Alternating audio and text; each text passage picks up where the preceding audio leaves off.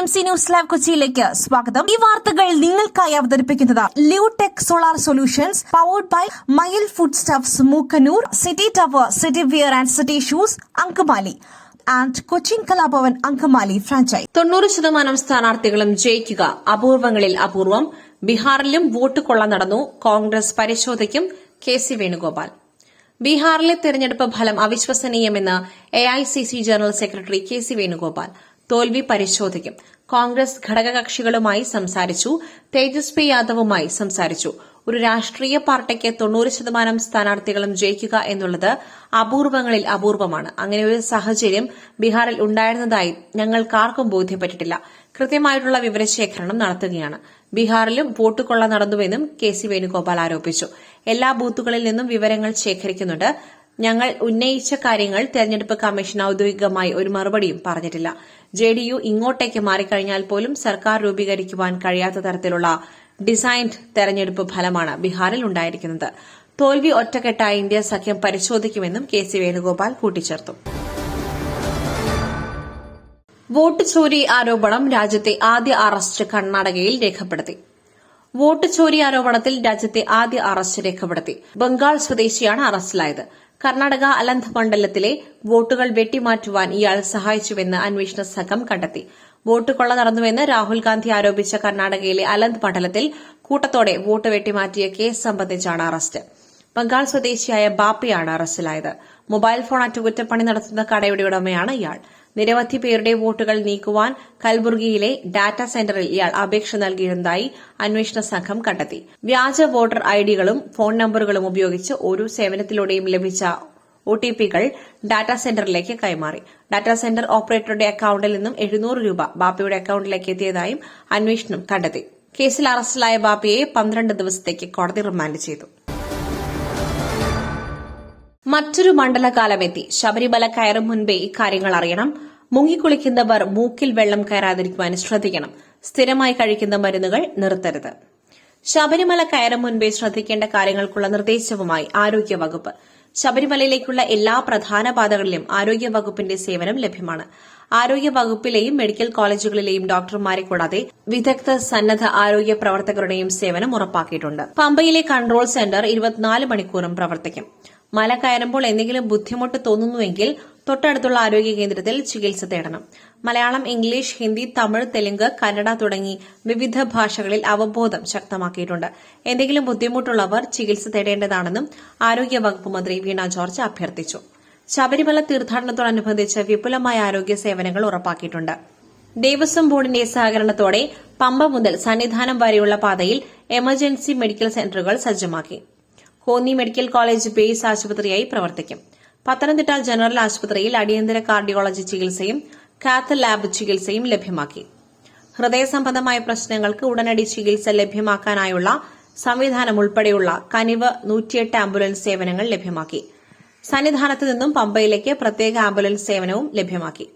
എല്ലാ ആശുപത്രികളിലും defibrillator, ventilator, cardiac monitor എന്നിവയും ഉണ്ടാകും. നിലയ്ക്കലും പമ്പയിലും പൂർണ്ണ സജ്ജമായ ലാബ് സൌകര്യമുണ്ടാകും.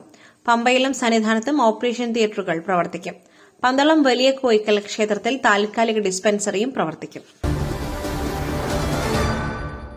ഡ്യൂട്ടിക്കിടയിൽ വനിതാ പോലീസുകാരിക്ക് നേരെ ലൈംഗിക അതിക്രമം. കൊല്ലത്ത് സീനിയർ സിവിൽ പോലീസ് ഉദ്യോഗസ്ഥനെതിരെ കേസ്.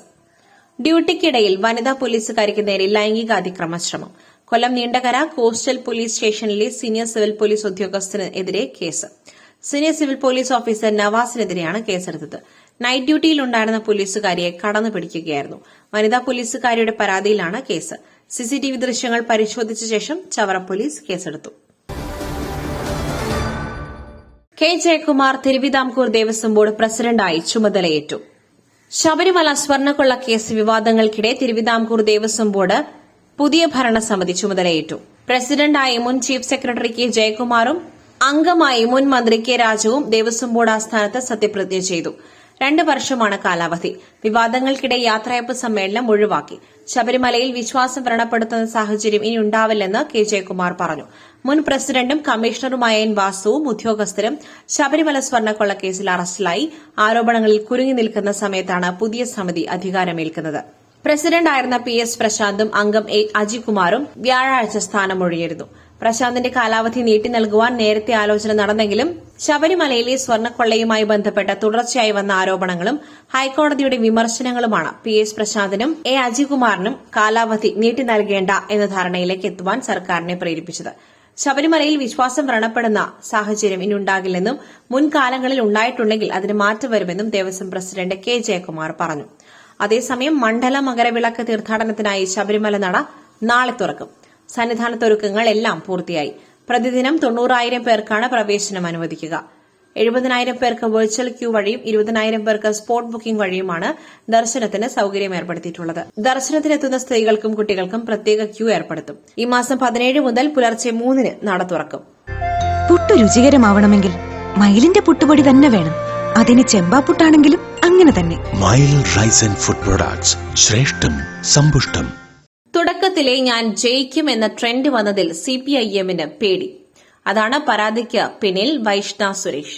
മാധ്യമങ്ങളിൽ നിന്നാണ് വോട്ടർ പട്ടികയിൽ പേര് വെട്ടിയത് അറിഞ്ഞതെന്ന് തിരുവനന്തപുരം കോർപ്പറേഷൻ മുട്ടട വാർഡിലെ കോൺഗ്രസ് സ്ഥാനാർത്ഥി വൈഷ്ണ സുരേഷ്. തുടർ നടപടി പാർട്ടിയുമായി ആലോചിച്ച് തീരുമാനിക്കും. തുടക്കത്തിലെ ജയിക്കും എന്ന ട്രെൻഡ് ഉണ്ടായിരുന്നു. അതിൽ CPIMന് പേടിയുണ്ടാകാം. അതാണ് പരാതിക്ക് പിന്നിലെന്നും വൈഷ്ണ മാധ്യമങ്ങളോട് പ്രതികരിച്ചു. എന്റെ ആധാറിലും ഇലക്ഷൻ കമ്മീഷൻ ഐഡിയിലും അഡ്രസ്സും സെയിമാണ്. അഡ്രസ്സിലേത് പഴയ അഡ്രസ്സായിരുന്നു. ന്യൂ TC തെറ്റാണ് എന്ന് മനസ്സിലാക്കി വീണ്ടും അപേക്ഷ നൽകി. പക്ഷെ സ്വീകരിച്ചില്ല. എന്നാൽ പരാതിക്കാരുടെ അപേക്ഷ സ്വീകരിച്ച് പേര് ഒഴിവാക്കുകയും ചെയ്തു.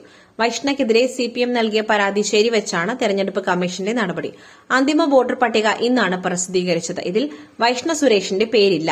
CPIM പരാതി അംഗീകരിച്ചുകൊണ്ട് വോട്ടർ പട്ടികയിൽ നിന്നും പേര് ഒഴിവാക്കിയതോടെ വൈഷ്ണയ്ക്ക് മത്സരിക്കുവാൻ കഴിയാത്ത പ്രതിസന്ധിയാണ് ഉണ്ടായിരിക്കുന്നത്. നടപടിക്കെതിരെ വൈഷ്ണയ്ക്ക് അപ്പീൽ നൽകുവാനാകും. നടപടിക്കെതിരെ തെരഞ്ഞെടുപ്പ് കമ്മീഷന് അപ്പീൽ നൽകാനാണ് കോൺഗ്രസ് തീരുമാനം. വൈഷ്ണ സുരേഷ് വോട്ടർ പട്ടികയിൽ പേര് ചേർക്കുവാൻ നൽകിയ വിലാസം ശരിയല്ലെന്നും പട്ടികയിൽ നിന്നും ഒഴിവാക്കണമെന്നും കാണിച്ചാണ് CPIM പരാതി നൽകിയിരിക്കുന്നത്. വൈഷ്ണ നൽകിയ മേൽവിലാസത്തിൽ പ്രശ്നമുണ്ടെന്നാണ് കോർപ്പറേഷൻ ഉദ്യോഗസ്ഥർ നൽകുന്ന വിവരം. മുട്ടടയിൽ കുടുംബ വീടുള്ള വൈഷ്ണ അമ്പലമുക്കിലെ വാടക വീട്ടിലാണ് താമസം. പടിയിറക്കം പൂർണ്ണ സംതൃപ്തിയോടെ പാർട്ടി ഏൽപ്പിച്ച ഉത്തരവാദിത്വം ഭംഗിയായി ചെയ്യുവാൻ സാധിച്ചു PS Prashanth. Devaswom board president സ്ഥാനത്ത് നിന്നും പൂർണ്ണ സംതൃപ്തിയോടെയാണ് പടിയിറങ്ങുന്നതെന്ന് PS പ്രശാന്ത് മാധ്യമങ്ങളോട്. ശബരിമലയിലെത്തുന്ന ഭക്തജനങ്ങൾക്ക് ദർശനം നടത്തി സംതൃപ്തരായി മലയിറങ്ങി പോകുവാനുള്ള കാര്യങ്ങൾ വളരെ ഭംഗിയോടെ പൂർത്തിയാക്കുവാൻ സാധിച്ചു. ഒരു ഭക്തൻ പോലും പരാതി പറയാത്ത രീതിയിൽ കഴിഞ്ഞ തവണത്തെ മണ്ഡല മകരവിളക്ക് നടത്തുവാൻ സാധിച്ചിട്ടുണ്ട്. ഇത്തവണ അതിനേക്കാൾ മെച്ചപ്പെട്ട സൌകര്യങ്ങൾ ഒരുക്കുവാൻ ദേവസ്വം ബോർഡ് ശ്രമിച്ചുവെന്നും PS പ്രശാന്ത് പറഞ്ഞു. ശബരിമലയുടെ അടിസ്ഥാന വികസനം സാധ്യമായി.